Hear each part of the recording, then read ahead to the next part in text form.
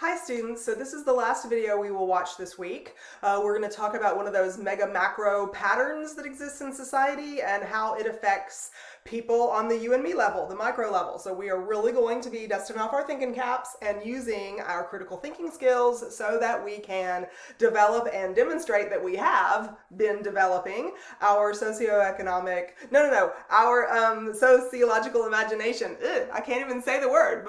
I need to work on it a little more. So, sociological imagination. That's what we're working on here. Okay, so patriarchy is a word we're going to talk about, a concept that we're going to talk about. It's a mega macro level concept, and I know you've heard this word before, but we're going to talk about it kind of in depth. I mean, we're not just going to mention it as a vocabulary word in the corner of the page, male-dominated society. We're going to really talk about how that male dominance kind of overall creates a pattern for everything in society to be organized by, and how that affects the you and me level.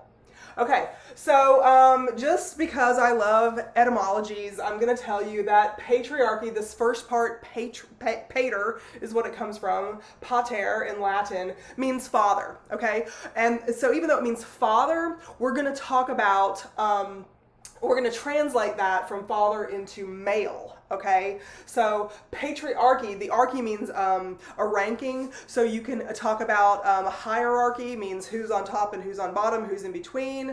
Oligarchy means there's a few people at the top who control everything, so that's the ranking that they have. So anytime you see the archy on the end, it means that it's some kind of power structure organization with people on the top and people on the bottom and maybe somebody in between.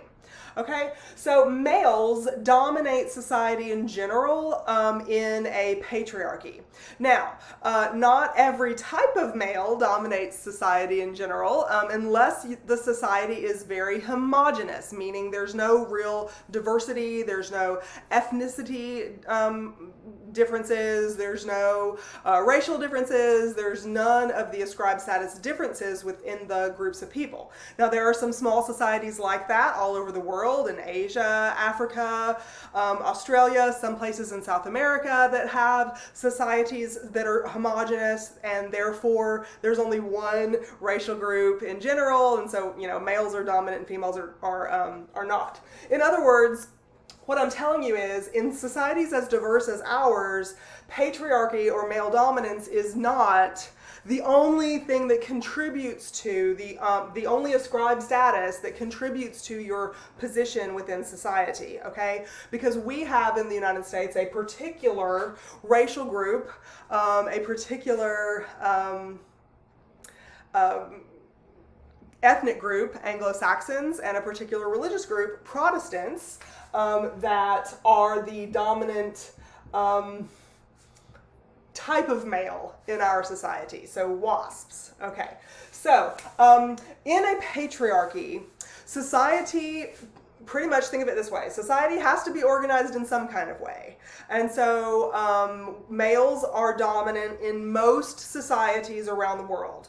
I said most because not all societies have a patriarchy. There are matriarchal societies. If you would like to look up the Masuo, a small ethnic group that is very discriminated against in China among all of the different ethnic groups that exist in China. The Masuo are a famous example of a matriarchal society, and there are others. But patriarchy is the most common social organization or power organization in societies around the world. So, what it simply means is that males are the ones who traditionally filled the positions in the social part of life. They were the public figures, the public face of the family, the public worker and supporter of the family, the public negotiator for the family. They had all of the financial responsibilities, all of the voting responsibilities, all the ownership responsibilities, all the responsibilities for developing a pattern of inheritance from themselves to a son, usually. Typically in traditional patriarchies, females can't vote, females can't have their own bank accounts, females can't have their own jobs, females can't do all of those things. So even though we have a patriarchy in the United States, there are many changes that have happened to our pure patriarchy over the years. Females can own our own property. We can and do vote for our own candidate, not the one that our daddy or our husband tells us to. We can have our own bank account and financial history and credit score, etc., to use very modern concepts here.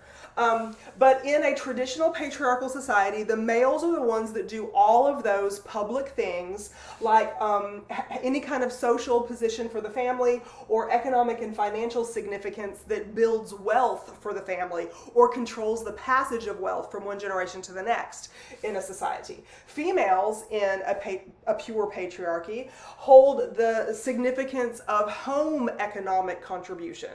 There's a lot of home economic contribution, by the way, because it would cost a lot of money to pay a worker to clean house, buy groceries, cook food, do laundry, taxi people around, brush people's teeth, etc., right? So the kinds of domestic jobs that are necessary in a household, which is the smallest economic unit of society, a household is, those domestic or home economic behaviors are what typically are ascribed to females in a pure patriarchy. There's actually some discussion in chapter 7 and I believe chapter 9 and probably no, not chapter 9, chapter 10. Probably in chapter 11 also, when we get there and talk specifically about family structure, you'll read about the disparity. It means a difference between the amount of domestic work that still to this day in 2020, still to this day, or 21 that we're in,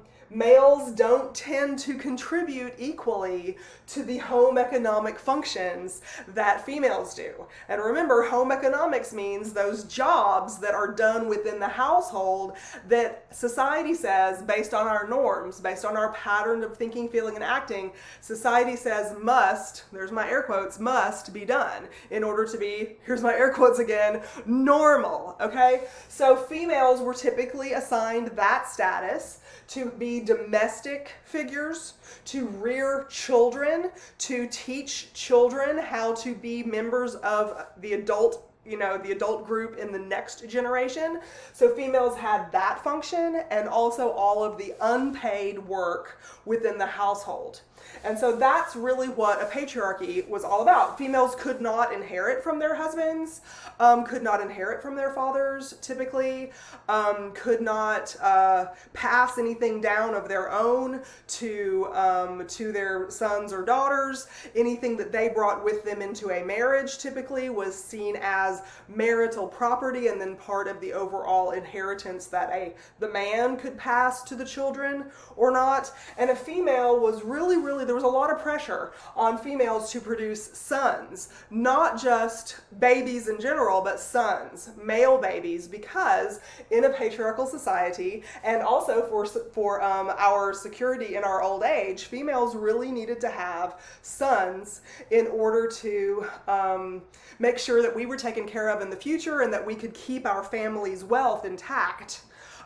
So that they could, the son would control it. So when we look at an issue like in China, there's a patriarchy, and if you look at an issue like the one-child policy, you could look that up for some information or any other research paper that you do in another class. When that one-child policy was instituted to try to control population, female babies were abandoned like crazy, or female infanticide just exploded because women did not want their one baby to be on record as a female. And people stopped getting prenatal care because they didn't want their pregnancy on record just in case it was a female, so that they wouldn't, have that pregnancy recorded as a live birth, so that they would be able to try again for that treasured boy. And so these are some patterns that we see in micro level behavior that are affected by this mega macro level part of the social structure called patriarchy.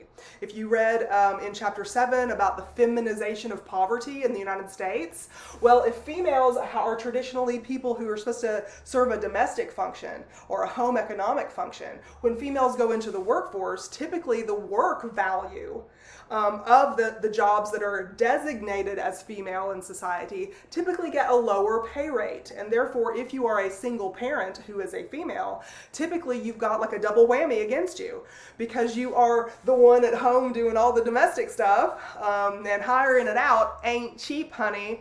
But also you are the one in the workforce, and you're not getting paid on average the same amount as your male counterparts, if you're even considered for the same jobs as those males are receiving in society. Complicated stuff. So the whole rest of the semester, we're going to be looking at these mega macro scale patterns and how they affect us on the you and me level, and that's called your sociological imagination, babies. So that's what we're working toward. Text me with questions. Bye.